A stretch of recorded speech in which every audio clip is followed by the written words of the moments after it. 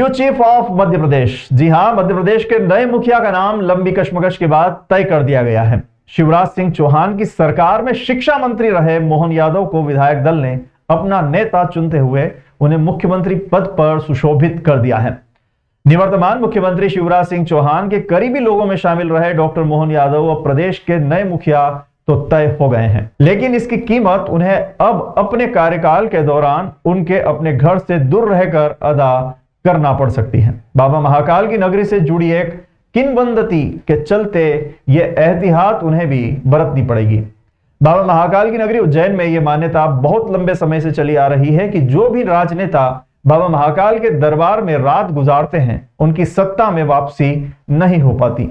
दरअसल बाबा महाकाल को उज्जैन का राजाधिराज माना जाता है, इसलिए ऐसी मान्यता है कि बाबा महाकाल के दरबार में एक साथ दो राजा नहीं रुक सकते। अगर कोई मंत्री या मुख्यमंत्री गलती से भी यहां रात गुजारता है तो उसकी सत्ता में वापसी की राह मुश्किल हो जाती है। बहुत पुरानी है यह परंपरा। जी हां, दरअसल यह कोई नई परंपरा नहीं है। अवंतिका नगरी में राजा विक्रमादित्य की यह राजधानी थी। राजा भोज के समय से ही उज्जैन में कोई रात में नहीं रुकता था। इस मंदिर का निर्माण 1736 में हुआ है। परंपरा का पालन लोग उस समय से ही करते आ रहे हैं। राजगद्दी में विराजित होते थे महाकाल। जब राजा विक्रमादित्य भी यहाँ के राजा थे तब उनका किला भी इस परिधि में नहीं था, लेकिन जब भी विक्रम न्याय करते थे तब राजा की कुर्सी पर भगवान महाकाल विराजित होते थे, इसलिए वो न्याय कर पाते थे। उन्होंने यहाँ राज किया, इसलिए राजा विक्रमादित्य को इस परिधि में रहने की अनुमति मिली, इसलिए वो यहाँ के राजा कहलाते थे। बाकी कोई अन्य राजा रात रुकेगा तो उन्हें दंड के रूप में परिणाम भुगतना पड़ता है। जानिए किसे किसे भुगतना पड़ा है ये खामियाजा। इस मिथक के अनुसार जो भी नेता या मंत्री बाबा महाकाल के दरबार में रात्रि विश्राम करते हैं उनकी कुर्सी छिन जाती है। ऐसा कहा जाता है कि भारत के चौथे प्रधानमंत्री मोरारजी देसाई एक रात उज्जैन में रुके थे और दूसरे ही दिन उनकी सरकार गिर गई थी। वहीं कर्नाटक के मुख्यमंत्री येदुरप्पा भी उज्जैन में रात्रि विश्राम करने पहुंचे थे, जिसके 20 दिन बाद उन्हें अपने पद से त्याग पत्र देना पड़ा था। नए मुख्यमंत्री बेटे के रूप में रात्रि में रुक सकते हैं। महाकाल मंदिर के पुजारी महेश गुरु ने बताया कि नए सीएम मोहन यादव उज्जैन की नगरी के ही पुत्र हैं। इस अवंतिका नगरी में ही उन्होंने जन्म लिया है, यहीं से उन्होंने अपने राजनीतिक जीवन की शुरुआत की है और उस सफर से वो आज मुख्यमंत्री के रूप में राजा बने हैं। मैं जानता हूं कि वो मंदिर की परंपरा को जानते हैं। निश्चित तौर पर जब वो राजा के रूप में, सीएम के रूप में यदि अवंतिका नगरी में आएंगे तो बाबा महाकाल को प्रणाम अवश्य करेंगे। तो वो शायद ही यहाँ पर निवास करें, क्योंकि जो परंपरा है वो उसे जानते हैं। उन्होंने यहाँ जन्म लिया है, वो महाकाल के सेवक भी हैं। यदि वो यहाँ आते भी हैं तो वो पुत्र के रूप में यहाँ रुक सकते हैं। राजा कोई भी एक राजा के राज्य में रहते नहीं, ऐसी मान्यता। और फिर यहाँ तो देवादिदेव देव महादेव स्वयं इस नगरी के राजा है, इसलिए भी यहाँ कोई राजा नगर में निवास नहीं करता है। ये प्रथा है।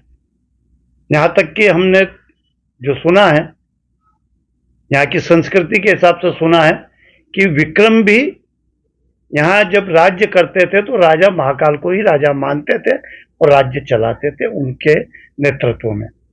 आज बड़ी सौभाग्य की बात है कि हमारी इस अवंतिका भूमि और नगरी का एक बेटा, जिसने यहाँ कबड्डी खेली होगी, गुल्ली डंडे खेले होंगे, आज वो इस प्रदेश का राजा बने हैं, मुख्यमंत्री बने हैं।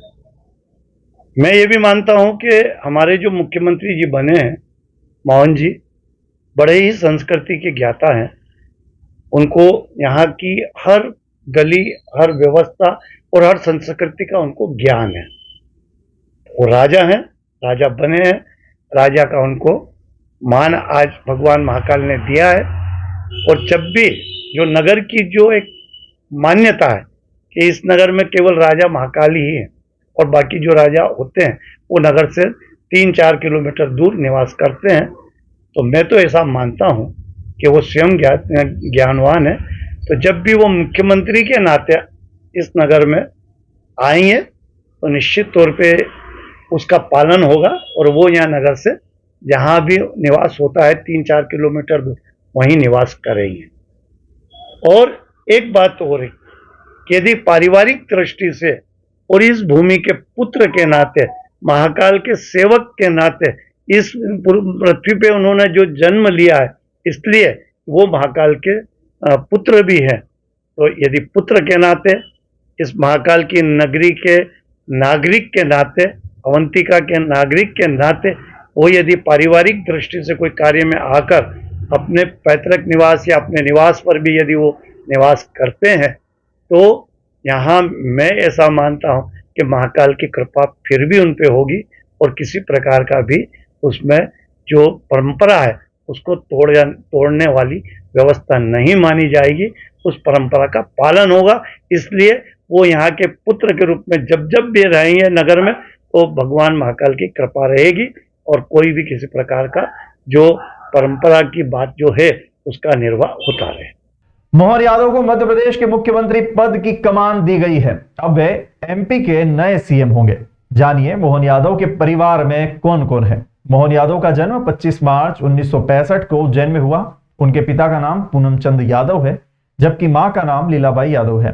सीमा यादव उनकी धर्मपत्नी है। मोहन यादव ने एमबीए किया है और पीएचडी की डिग्री भी हासिल की है। उनके परिवार में पत्नी सीमा यादव के अलावा 2 पुत्र और 1 पुत्री हैं। एमपी उच्च शिक्षा मंत्री डॉक्टर मोहन यादव ने काफी संघर्ष के बाद राजनीति में मुकाम हासिल किया है। छात्र राजनीति से करियर की शुरुआत करने वाले मोहन यादव बीजेपी के स्थापित नेता हैं। उज्जैन संभाग के बड़े नेताओं में उनकी गिनती होती है। मोहन यादव वर्तमान में उज्जैन दक्षिण से विधायक हैं। शिवराज कैबिनेट में उच्च शिक्षा मंत्री के पद पर भी रहे हैं। राष्ट्रीय स्वयंसेवक संघ के बेहद करीबी हैं। ओबीसी का चेहरा है। भाजपा ने आने वाले 15 से 20 वर्षों के लिए एक नई लीडरशिप तैयार की है। मोहन यादव ने माधव विज्ञान कॉलेज से पढ़ाई की है। वे एबीवीपी उज्जैन के नगर मंत्री भी रहे हैं। वे 1982 में छात्र संघ के सह सचिव भी चुने गए थे। हाँ भैया, मोहन को जो है शालिग्राम जी ने रखा, उनके घर पे पढ़ाया लिखाया। मेरी गाय ढोर चलाता था। उस वक्त मैंने मिल में भी काम करा। और भैया को जो है पढ़ाने लिखाने में शालिग्राम ने सहयोग दिया। और उस जमाने में बहुत गरीबी थी। सारी जनता को खुश है तो मेरी खुशी है। सबके भले में मेरा भला है।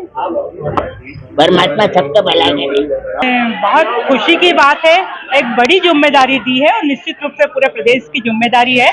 और अभी तक जितने भी जिम्मेदारियां पार्टी ने उनको दी है उसको उन्होंने बखूबी निभाया है। चाहे विद्यार्थी परिषद की हो, चाहे संगठन की हो, चाहे पर्यटन विकास निगम की हो, चाहे विकास प्राधिकरण की हो, चाहे विधायक की हो, मंत्री की हो, उन्होंने बखूबी सेवा भाव से सारा काम किया है। एक अलग विजन है उनको काम करने का, क्योंकि वो राजा विक्रमादित्य की नगरी है हमारी और राजा विक्रमादित्य को भी अपना आदर्श मानते हैं और विक्रमादित्य सुशासन और न्यायप्रियता के लिए माने जाते हैं। तो निश्चित रूप से पार्टी के वरिष्ठों के साथ में उनके मार्गदर्शन में इस सेवा कार्य को, इस जिम्मेदारी को बखूबी निभाएंगे, क्योंकि भारतीय जनता पार्टी में एक टीम वर्क होता है। पीछे से हमारे ऊपर सिर पर हाथ रखने वाले बहुत सारे लोग रहते हैं, काम करवाने वाले लोग रहते हैं। तो निश्चित रूप से इस जिम्मेदारी को भी बखूबी निभाएंगे, ऐसा मुझे पूरा विश्वास है। बहुत खुशी हो रही है, बहुत जश्न का माहौल है। आप सब देख ही रहे हैं, सब कार्यकर्ताओं में बहुत उत्साह है, क्योंकि बाबा महाकाल का असीम कृपा हुई है कि बहुत टाइम बाद सीएम पद कोई उज्जैन से आया है। तो पहले तो बाबा महाकाल का बहुत बहुत धन्यवाद बोलूंगा और बहुत खुशी हो रही है कि पापा को सीएम बनाया गया। जी,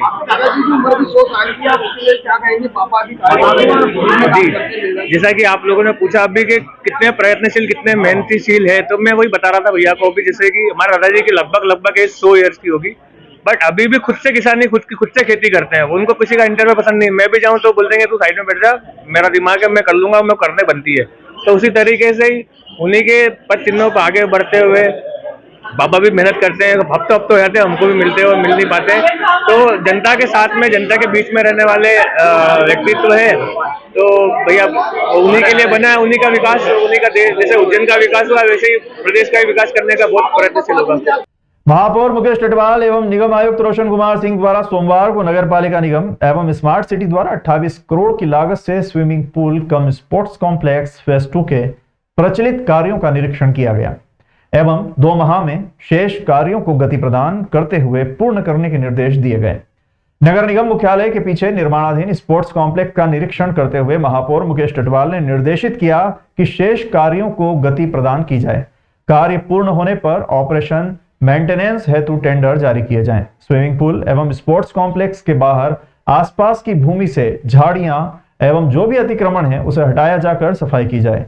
swimming pool cum sports complex phase 2 अंतर्गत restaurant, leisure pool, club house, gymnasium, multipurpose hall, indoor sports hall एवं प्रोफेशनल डाइविंग पूल के साथ ही box cricket, skating, badminton, lawn tennis का निर्माण किया जा रहा है।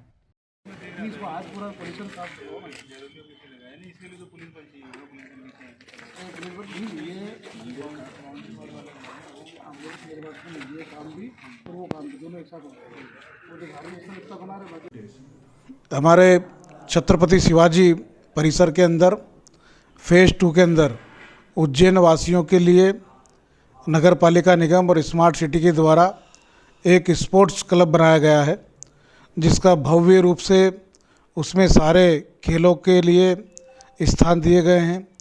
स्विमिंग पूल बनाया गया है, उसमें रेस्टोरेंट है, उसमें 6 कमरे हैं और सारी प्रकार की सुविधाएं जो एक उच्च स्तर की होना चाहिए वो हमारे उज्जैन में मिलेगी। टेबल टेनिस से लेकर के, जिम से लेकर के, स्विमिंग पूल से लेकर के रेस्टोरेंट, ये सारी सुविधाएं एक ही परिसर के अंदर सभी लोगों को मिलने जा रही है। डॉक्टर मोहन यादव को मध्य प्रदेश के मुख्यमंत्री बनने पर शहर में हर्ष का माहौल है। सभी के द्वारा शुभकामनाओं के संदेश दिए जा रहे हैं। इसी क्रम में भाजपा के नगर अध्यक्ष विवेक जोशी, महापौर मुकेश टिटवाल, वरिष्ठ पदाधिकारी, महामंत्री, MIC सदस्यों, जोन अध्यक्ष एवं पार्षदों के साथ बाबा महाकाल के दर्शन करते हुए पूजन अर्चन किया गया। साथ ही उज्जैन शहर से मुख्यमंत्री बनने पर प्रसन्नता व्यक्त करते हुए मिठाई वितरण करते हुए सभी को बधाई दी गई।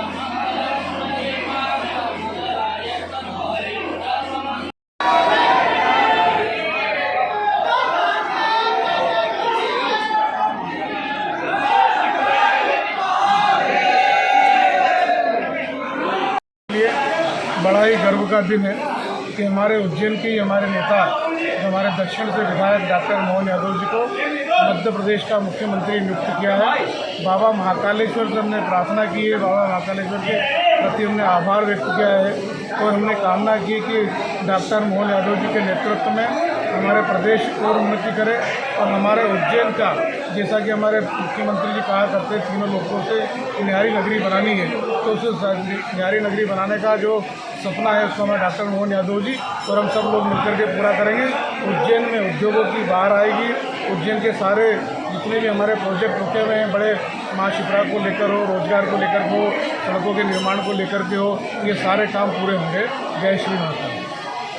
52 साल बाद उज्जैन के विधायक को प्रदेश के मुख्यमंत्री बनने के बाद उज्जैन में सोमवार का दिन चर्चा में रहा। एक तरफ बाबा महाकाल की कार्तिक व गणमहा की सवारी निकाली गई, तो इसी बीच डॉक्टर मोहन यादव को मुख्यमंत्री बनाने की घोषणा के बाद जश्न का माहौल छा गया। डॉक्टर मोहन यादव के मुख्यमंत्री बनते ही रामघाट के पंडों में हर्ष उल्लास का माहौल है। जैसे कि शहर उन्हें विकास पुरुष के नाम से जानता है, पंडे पुजारी भी उनसे आस लगा कर बैठे हैं कि वो जल्द ही योजना बनाकर क्षिप्रा शुद्धिकरण करेंगे। जैसे ही विधानसभा चुनाव में टिकट की घोषणा हुई थी, वैसे ही मोहन यादव क्षिप्रा नदी में स्नान करने के लिए भी पहुंचे थे। इस दौरान उन्होंने श्रमदान भी किया था। अब मुख्यमंत्री के नाम की घोषणा होने के बाद रामघाट के पंडित पुजारियों में हर्ष का माहौल है। रामघाट के साक्षी पुजारी पंडित आनंद जोशी लोटा गुरु ने बताया कि जैसे ही मोहन यादव को विकास पुरुष के नाम से जानते हैं, अब वे मां क्षिप्रा का पानी शुद्ध करने के लिए भी जल्द ही बड़ी योजना बनाकर काम करेंगे। पंडितों का कहना है कि हमें पूरी आशा है कि वो क्षिप्रा को शुद्ध कर देंगे। डॉक्टर मोहन यादव तो जब विकास प्राधिकरण के अध्यक्ष थे, जभी से उन्होंने शिप्रा के बारे में PhD करा और शिप्रा को त्रिवेणी से लगाकर कालियादा महल तक उनका ऐसा एक एक शिप्रा तट के अंदर एक एक कोने पर जा जा करके जन को जागरूक किया। और शिप्रा माता का जब विधायक से पहले उन्होंने शिप्रा का शुद्धिकरण करा, इतने इतने पानी में उतर करके नदी की कंजी वगैरह भी साफ की। और ऐसा आशा करते हैं कि और अब नदी का पानी नर्मदा माई मिलके पूरा काम शुद्ध होगा और बाबा महाकाल और शिप्रा माता लहराते हुए बहता हुआ पानी होगा।